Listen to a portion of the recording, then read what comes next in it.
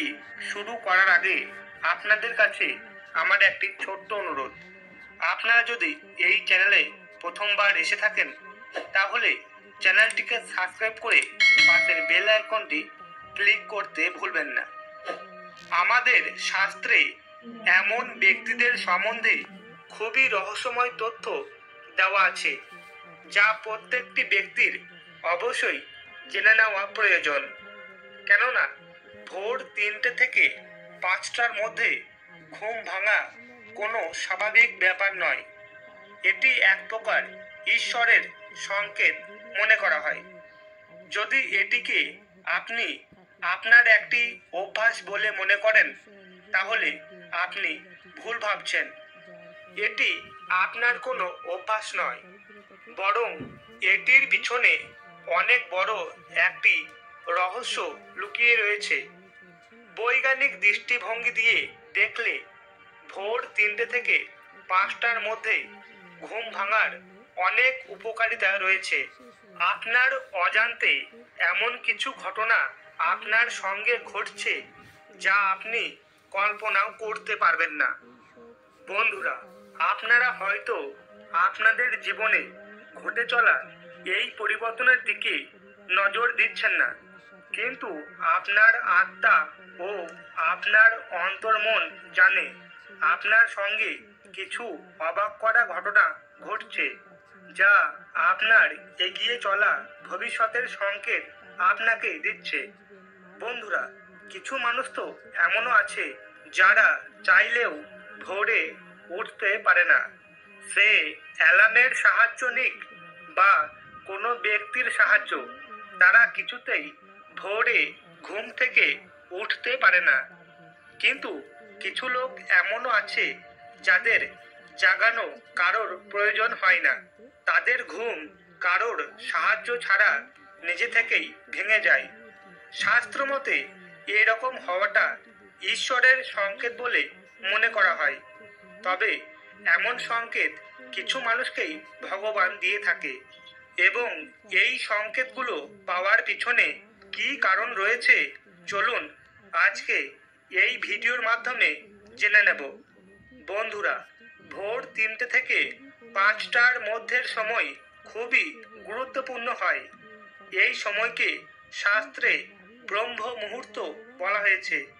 এটিকে মুহূর্ত বলার কারণ এই সময়টি খুবই শুভ হয়। দিন এবং রাত্রির মধ্যে সকল প্রহরের মধ্যে সবচেয়ে গুরুত্বপূর্ণ সময় বলে মনে করা হয়। প্রাচীন কাল থেকে মুনি ঋষিরা এই সময়ে জাগতেন, স্নান তথা জপ আদি কর্ম করতেন। ভগবান শ্রীকৃষ্ণ এই সময়কে জাগার জন্য সবচেয়ে গুরুত্বপূর্ণ সময় এবং শুভ সময় বলেছেন। ভগবান শ্রীকৃষ্ণ অর্জুনকে গীতার জ্ঞান দিয়েছিলেন, যথা যুধিষ্ঠিরকে অনেক গুরুত্বপূর্ণ তথ্য জানিয়েছিলেন। এই উপদেশের মধ্যে এটিও ছিল যে ব্রহ্ম মুহূর্ত জাগার জন্য সব থেকে শুভ সময়। বন্ধুরা, শাস্ত্রে সূর্য ওঠার আগে যে ব্যক্তিরা জেগে যান তাদের সম্পর্কে কিছু আলোচনা করা হয়েছে। আপনি যদি সূর্য উদয়ের আগে জেগে যান তবে আপনি একজন অনুশাসন প্রিয় ব্যক্তি। আপনার রোগ বা অসুখ হয় না বললেই চলে। আপনার স্বভাব শান্ত এবং আপনি একজন সৎ ব্যক্তি।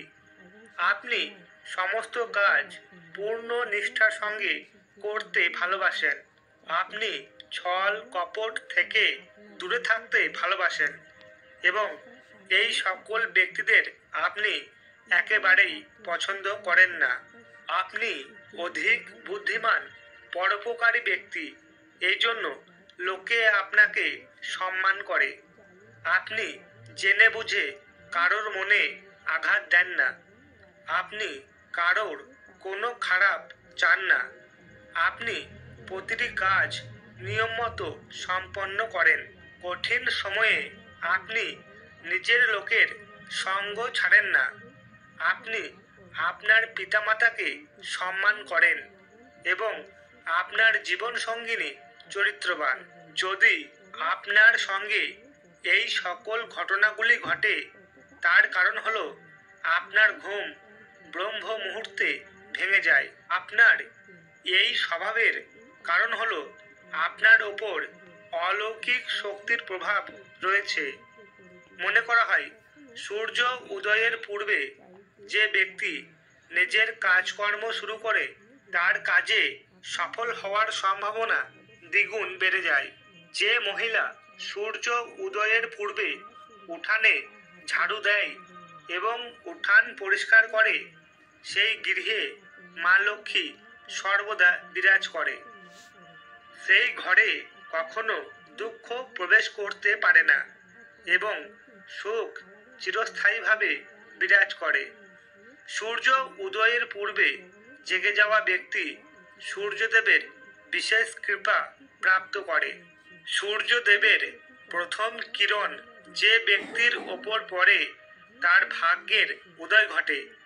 যদি কোনোদিন আপনার ঘুম ভোর 3টে থেকে 5টার মধ্যে ভেঙে যায় তাহলে আপনার জীবনে কোনো বিশেষ পরিবর্তন আসতে চলেছে।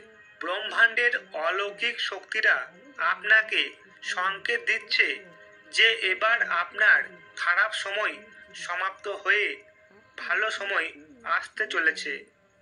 আপনার দুঃখ এবং দারিদ্রতার বিনাশ ঘটতে চলেছে এবং আপনার জীবনে সুখ শান্তি সমৃদ্ধি আসতে চলেছে। ভোরবেলার ওঠার অর্থ হলো ঈশ্বরের সঙ্গে অদ্ভুতভাবে নিজেকে সংযুক্ত করার সমতুল্য মনে করা হয়। এই সময় দিব্য শক্তি তার চরম বিন্দুতে পৌঁছে যায় এবং মানুষকে এমন সংকেত দেয় যে তার জন্ম কোনো বড় কার্য সম্পন্ন করার জন্য হয়েছে। এমনটা মনে করা হয় যদি কোনো ব্যক্তির ঘুম মন্দিরের ঘন্টার আওয়াজে বা ঈশ্বরের গান শুনে অথবা শঙ্খের আওয়াজে ভেঙে যায় তবে তার জীবনে ঈশ্বরের বিশেষ আশীর্বাদ আছে। যাদের গৃহের সামনে সকাল সকাল গোমাতা আসে তাদের ভাগ্য অত্যন্ত গৌরবশালী মনে করা হয়। মনের একাগ্রতার সঙ্গে এই সময় ঈশ্বরের চিন্তা করলে বড় বড় পাপ থেকে মুক্তি পাওয়া যায়। পদ্ম পুরাণ অনুসারে একটি মানুষকে জন্ম নিতে গেলে 84 লক্ষ যোনি পেরিয়ে তারপর মনুষ্য জন্ম লাভ করতে হয় এবং মনুষ্য যোনিতে জন্ম গ্রহণ করার পর সে যদি কোনো পুণ্য কর্ম না করে তবে তাকে আবার 84 লক্ষ যোনির চক্র পার করতে হয়। যতক্ষণ না সে ঈশ্বরের কৃপা লাভ করবে ততক্ষণ এই চক্র চলতেই থাকবে।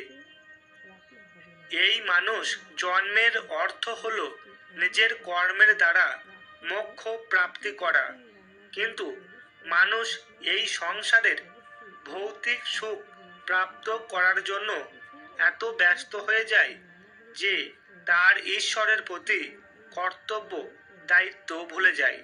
বন্ধুরা, আপনারা যদি ভোর 3টে থেকে 5টার মধ্যে জেগে যান তাহলে কিছুক্ষণ নিজের ইষ্ট দেবতাকে অবশ্যই ধ্যান করবেন। তো বন্ধুরা, আজকে এইটুকুই। দেখা হচ্ছে পরের অন্য কোনো ভিডিও নিয়ে। আজকের বিষয় আপনাদের যদি ভালো লেগে থাকে তাহলে কমেন্ট বক্সে জয় শ্রীকৃষ্ণ অবশ্যই লিখবেন।